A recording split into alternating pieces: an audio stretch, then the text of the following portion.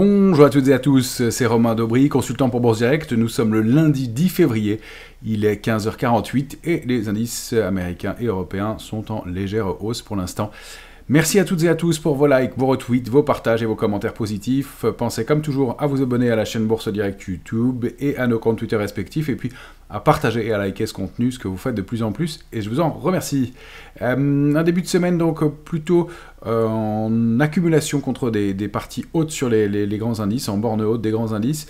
On a eu, comme on l'avait indiqué ensemble la semaine dernière et jeudi, bien des trous d'air dans le marché. C'est ce qui s'est produit vendredi, le lendemain de notre vidéo hebdomadaire, contre des niveaux de résistance importants sur les indices américains. Rejet un peu marqué, plus d'1% de repli, on va aller le voir. Donc des marchés qui ne sont pas très solides, pas très étayés pour l'instant, c'était notre crainte.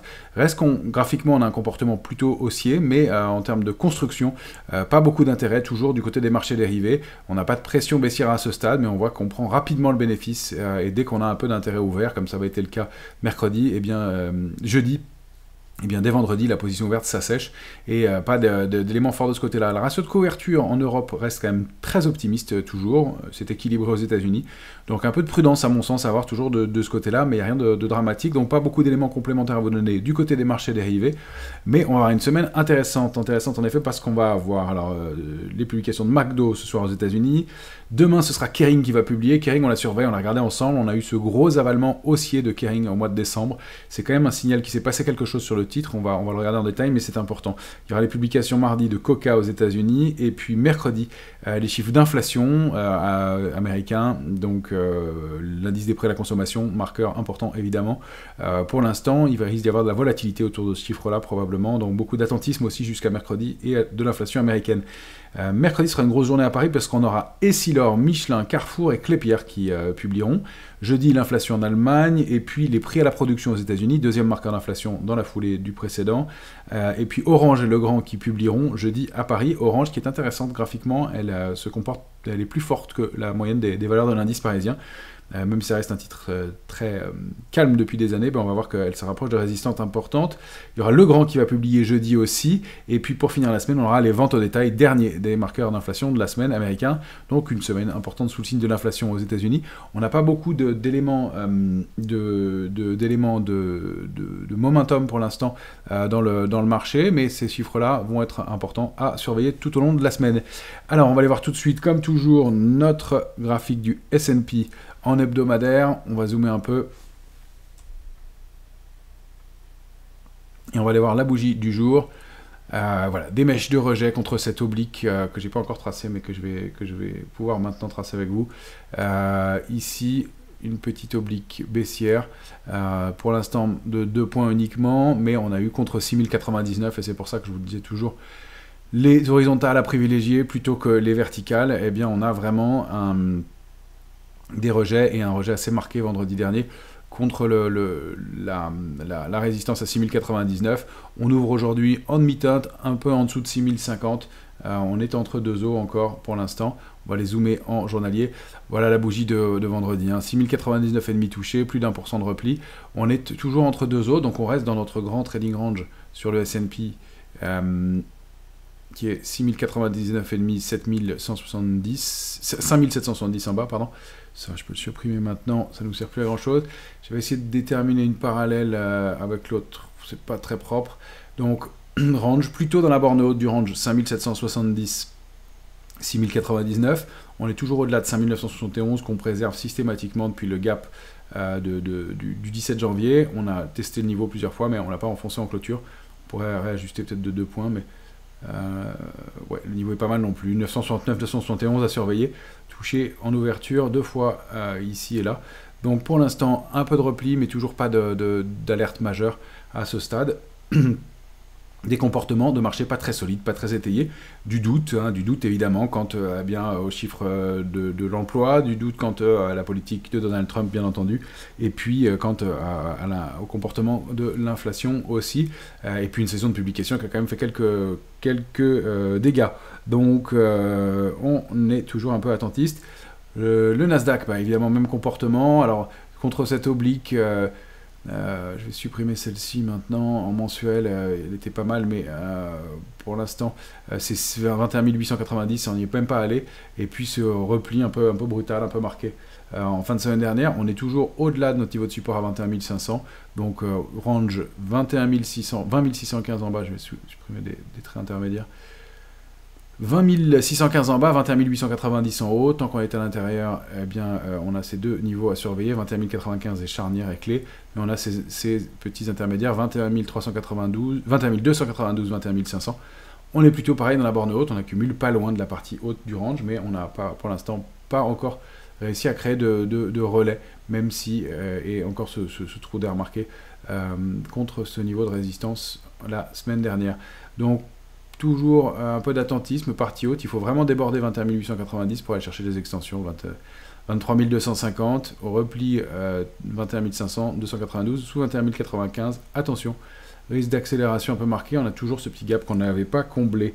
La volatilité, elle se retend un tout petit peu, on oscille autour de la zone complaisance optimisme, entre 13,14 en bas et 16,70 en haut, autour de notre niveau de 15,40.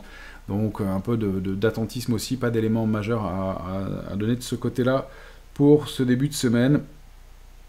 On n'est pas complètement endormi sur les indices américains, mais on a du mal à retrouver du relais. Sur l'Eurostoxx, on va se mettre en hebdomadaire. L'Eurostoxx, donc on avait atteint nos cibles graphiques.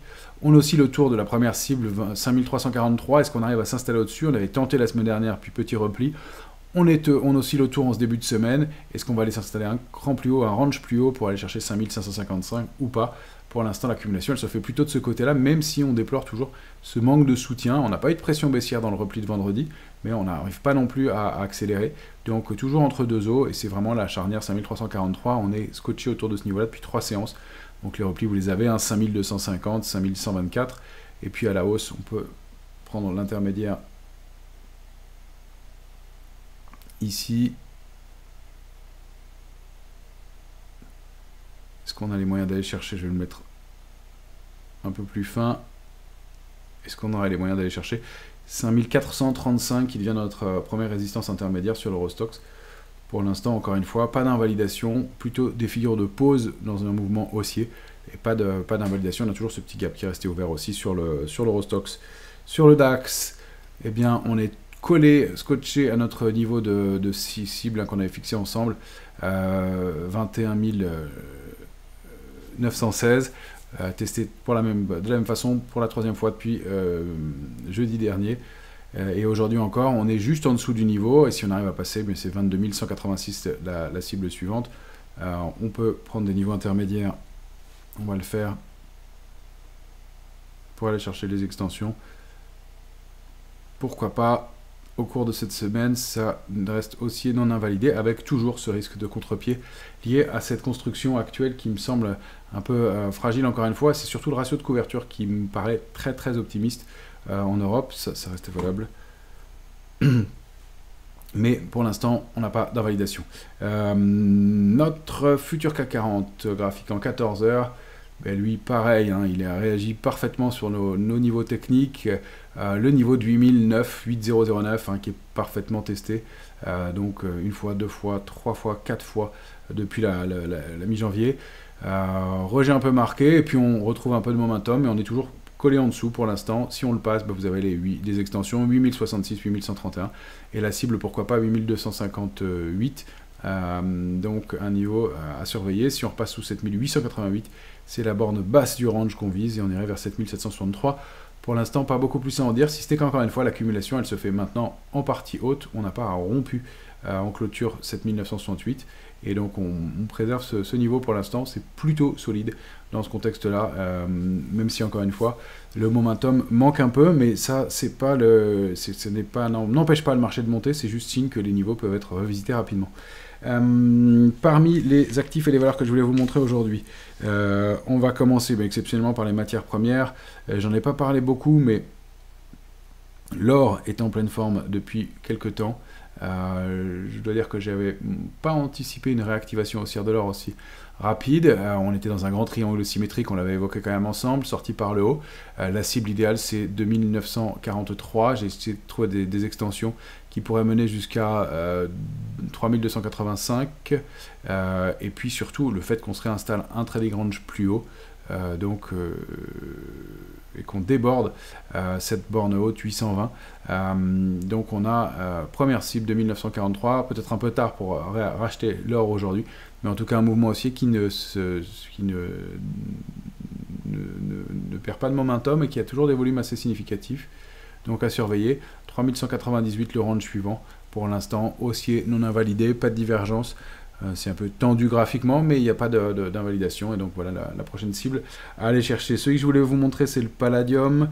Le palladium qui réagit sur un niveau de support intermédiaire. On est toujours dans ce range 876 1140. On va se mettre en mensuel. Non, pour le voir, c'est mieux ici. Alors, donc toujours autour de ce niveau de 994, on a ce creux en pince ici, autour d'un petit niveau de retracement. Hein. Je vous rappelle que le palladium en mensuel avait formé cet avalement haussier le mois dernier, donc en janvier, la bougie de janvier ayant englobé celle de décembre puissamment avec du volume, et là eh bien, on est en train de revenir sur un niveau de repli intermédiaire, et ce niveau de 994 qui sert de support pour l'instant. Il faut absolument passer 1072 pour réaccélérer, mais encore une fois le potentiel est intéressant à moyen et long terme, donc stratégiquement ça peut être un point d'entrée sur le palladium ici, donc actuellement pour aller chercher 1140 dans un premier temps, et puis les extensions 1256, le gros niveau d'extension intéressant sur le palladium le premier, et puis de réactiver une dynamique haussière de très long terme. Je vois que j'ai des traits qui se sont complètement décalés dans mon biseau, c'est plus comme ça qu'il faudrait les prendre, je retracerai ça pour vous. Mais sortie de biseau aussi, je vous le rappelle, donc un mouvement intéressant sur un métal précieux en retard. Du côté des valeurs, eh bien, on va se concentrer sur quelques grosses capitalisations françaises et puis des small et mid caps aujourd'hui. Orange, Orange, eh bien, elle est plus forte que la moyenne des valeurs du CAC. Elle avait, donc ça c'est un vieux biseau qui est décalé en plus. Orange, elle est en train d'accumuler en partie haute d'un range. Alors, je pourrais même presque me mettre en trimestriel pour étudier Orange, tellement elle manque de momentum. Mais regardez ce niveau de résistance qui a été testé plusieurs fois depuis donc 10,44 testé depuis des mois. On n'a pas repassé ce niveau-là sur Orange depuis les années 2002. On l'a testé plusieurs fois en 2019-2020. On avait pas mal replié.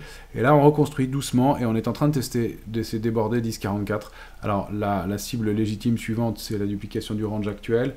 Donc, on peut envisager un mouvement de taille équivalent à celui-ci pour aller chercher entre 11,90 et 12,17, extension possible du mouvement en cours. Ça se passe avec des volumes qui ne sont pas extraordinaires, et il faut dire aussi graphiquement que c'est un peu tendu quand on arrive sur ces niveaux-là. Donc attention à ce qu'il n'y ait pas des rejets comme on en a eu fréquemment contre ce niveau. Je vous rappelle que ce sont des niveaux qu'on n'a pas vus depuis 2002, et cette grosse invalidation contre ce niveau-là. Donc un peu tard pour rentrer, on peut se laisser porter si on est toujours dessus. Kering, on l'avait évoqué ensemble, je crois déjà, mais c'est sa configuration graphique qui m'intéresse. On a ces gros avalements haussiers sur Kering. De la même façon, au mois de décembre, hein, la bougie de décembre qui englobe très nettement celle de novembre. On accélère ensuite à la hausse. On est capé pour l'instant par ce niveau de résistance à 274. Kering qui publie demain, donc c'est un peu sportif de rentrer aujourd'hui. En revanche, le mouvement me paraît intéressant pour la suite, et on avait évoqué cette possible construction. Alors pourquoi pas d'épaule, tête ici et épaule qui sera en train de se mettre en place avec au maximum au mois de mars une sortie. Ça peut être plus rapide. Il va falloir voir la réaction bien sûr par rapport aux publications de demain, mais même si ça publie bien et que ça réagit bien demain, il vaut mieux rentrer un peu en retard que trop tôt sur le titre, et donc aller chercher ce niveau cible dans un premier temps. Situé aux alentours de 336, on a 274 qui est vraiment le premier plafond de verre, et puis 317 et 336 ensuite qui est en rouge à aller chercher comme première cible. Les extensions elles peuvent aller bien plus loin, puisque je vous rappelle aussi que Kering, et ça on va le regarder en mensuel à nouveau, Kering est en train de sortir d'un biseau d'épuisement marqué par ces points haut, bas, ici et haut à nouveau, et donc ce biseau d'épuisement qui pourrait ramener au pied du biseau autour de cette résistance à 424. Ça c'est pareil du long terme, hein. Pour l'instant on n'y est pas encore. Pour l'instant, situation d'attente à surveiller demain. Et je voulais vous montrer Pernod. Alors, Pernod, c'est toujours la descente aux enfers. Malheureusement, il n'y a pas de signal très positif sur le titre pour l'instant. Bon, on avait notre cible à 113 hein, de long terme. Là, elle est en train de rompre par le bas en mensuel le canal baissier. Mais si on zoome un peu en journalier, en fait, on voit qu'on est en train de se bagarrer autour de ce niveau-là. La borne basse du canal baissier, ça reste un peu canalisé. Alors, est-ce qu'il va y avoir un sell-off sur le titre pour repartir? Pour l'instant, on a latéralisé entre 113,27 et 103,60 pendant plusieurs semaines. Et je remets les résistances en rouge quand même. Entre de novembre jusqu'à maintenant, la rupture par le bas n'est pas un bon signal et la cible légitime, c'est probablement un range plus bas, donc 92,50 la prochaine cible. Ça fait des niveaux de très long terme hein, pour Pernod Ricard, qui est quand même, pour l'instant, n'a pas la faveur des opérateurs. On est même plus bas que les points bas de 2020, c'est dire. Donc en mire probablement 92,50 et un parcours baissier en mensuel qui est quand même assez lourd et peut-être enfin la capitulation de ce titre pour arriver à quelque chose. Donc, prochaine cible, 92,50, c'est pas terrible pour l'instant. Je voulais vous montrer quelques plus petits dossiers. Alors, attention, ça, ce sont des capitalisations qui sont beaucoup plus faibles. Le volume est vraiment minime, mais une configuration assez propre sur Serge Ferrari. SEFER, le mnémonique. Alors, il y a des petits volumes. Hein. Il y a 2000 titres échangés aujourd'hui. Voilà. Oula, ici, Serge Ferrari. Petit volume, on a un graphique sous les yeux en hebdomadaire, hebdo, comme ça, non, avec c'est mieux, voilà, graphique hebdomadaire, et vous voyez ce biseau d'épuisement peut-être dans la baisse qui est en train de se mettre en place sur Serge Ferrari depuis plusieurs mois. On peut le tracer un peu différemment, aussi plus pentu, mais moi je vois bien cette sortie du titre depuis quelques jours, je le surveillais, et, ou alors on mord ici. En tout cas, il y a bien cette oblique baissière, bien testée en hebdo ici, là, là, là et là, et qui est en train d'être débordée. Donc une réactivation qui peut être intéressante pour un titre qui est en retard. On avait en plus une structure en épaule, tête, épaule inversée. Alors la cible est proche, c'est 6,20, c'est un gros niveau de résistance, un peu en dessous, mais le parcours reste valable pour l'instant. Alors donc à surveiller, une réactivation pour un titre pas très liquide, mais une belle boîte qui ne se paye pas trop cher non plus, manifestement, et qui peut offrir du potentiel haussier. Donc le pied du biseau, si ça va être le cas, c'est 8,17, donc un potentiel de rattrapage intéressant. Attention si on repasse sous les plus bas de la semaine dernière, pour les niveaux les plus larges, donc 5,47. Et en attendant, on a quand même ouvert la semaine avec un gap haussier, donc signe de force en hebdomadaire pour ce titre. Steve, qu'on avait évoqué plusieurs fois ensemble, qui continue son parcours haussier. On approche des cibles graphiques, il me semble, maintenant. Voilà, un Steve qui était sorti de sa congestion 22,30-28, qui reste haussier. Il y a un petit peu d'invalidation, un petit peu de volatilité à court terme. Les volumes sont toujours pas énormes non plus sur ce titre, mais on est en direction de 33,70, donc ceux qui l'avaient pris, eh bien, peuvent conserver en direction. Il y a SMCP, on m'avait demandé de la regarder il y a quelques temps. J'étais un peu mitigé sur le titre. Elle touche une résistance majeure à 3,78. On n'arrive pas à passer. Je pensais qu'on était en train de le faire aujourd'hui. Vous voyez, encore un rejet contre ce niveau-là. On n'a pas complètement invalidé, mais beaucoup de volatilité et un niveau un peu difficile à déborder pour l'instant. Donc 3,78, si on veut considérer qu'on peut repartir un peu plus à la hausse. Je pensais que c'était le cas, ça ne l'est pas. Un titre qui est en retard aussi. J'ai été chercher des plus petites capitalisations pour essayer de trouver des petites recoveries. On a ICAD qui évolue dans un canal baissier de long terme. Elle avait tenté d'en sortir, elle l'a réintégré. Elle ne retourne pas chercher la borne basse. Il y a un peu de divergence haussière. On ne peut pas dire que les volumes soient énormes, mais on n'est pas loin, si on arrive à déborder 23,90, de réactiver quelque chose sur ce titre qui a un parcours graphique assez propre et peut-être un rattrapage à avoir. Donc à surveiller, mais encore une fois, on n'est pas allé très bas ici, donc intéressant de voir comment se comporte le titre par la suite. Je voulais vous montrer aussi Vallourec, que nous suivons ensemble depuis longtemps. Vallourec, nouveau plus haut de long terme hein, sur le titre. On a une extension à 21,35. Le parcours reste haussier. Nous, on a validé, bien entendu. Des petites pauses assez propres au-delà de 17,28. On se réappuie sur le support et on repart chercher d'ailleurs maintenant c'est un support 17,28 et on part chercher l'extension suivante, donc 21,35, et je rappelle que la cible idéale du mouvement est de cet énorme biseau de long terme qu'on suit ensemble depuis plusieurs mois maintenant. Et bien voilà, un mouvement qui s'est mis en place lentement, mais qui est bien confirmé. Donc, et ce gros triangle rectangle de réactivation haussière qui s'est mis en place doucement, qui a eu un peu d'invalidation pendant 3 mois, mais qui est bien haussier toujours, donc parcours haussier pour Vallourec, et je vous rappelle les cibles que vous avez ici.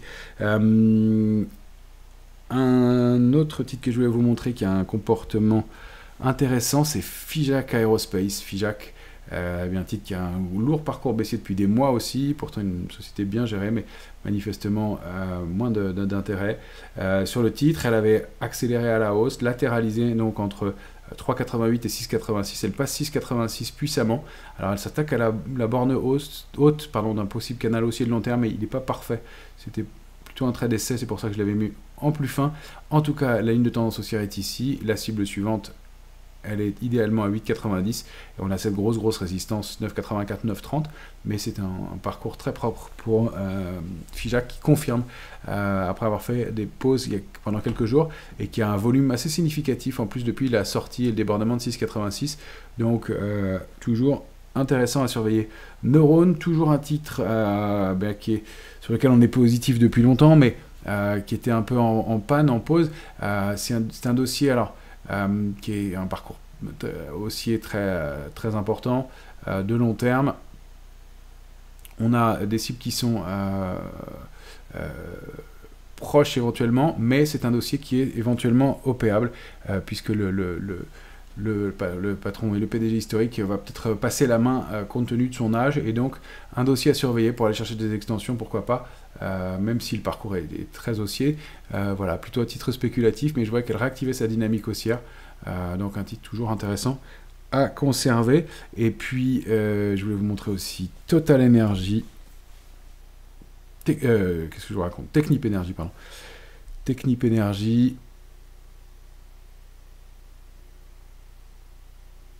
qui est ici un titre qu'on avait recommandé ensemble aussi il y a quelques temps, qui après une longue latéralisation et une sortie d'un mix entre un canal haussier et une latéralisation, avait été chercher sa première cible à 27,20. La cible suivante, c'est la zone 30,90, 31,86. Toujours un parcours haussier, un titre qui reste en hausse et qui a, après une petite pause, a réactivé sa dynamique haussière. Donc on a toujours un peu de momentum de ce côté-là. Voilà quelques idées pour ce début de semaine. On a donc des marchés qui sont bien en demi-teinte. Sur les indices, pas grand-chose à faire à mon avis, que d'être prudent contre des contre-pieds, des retournements de court terme, mais à moyen terme, et à court terme, plutôt faire du stock picking. On a pas mal de titres à regarder comme ça individuellement, donc des petits arbitrages, et encore une fois avoir un peu de prudence. Il y a un peu de rattrapage sur pas mal de titres en retard, et donc des éléments intéressants à surveiller de ce côté-là. Je vous souhaite une excellente semaine à toutes et à tous, et on se retrouve tout au long de la semaine pour le suivi des marchés.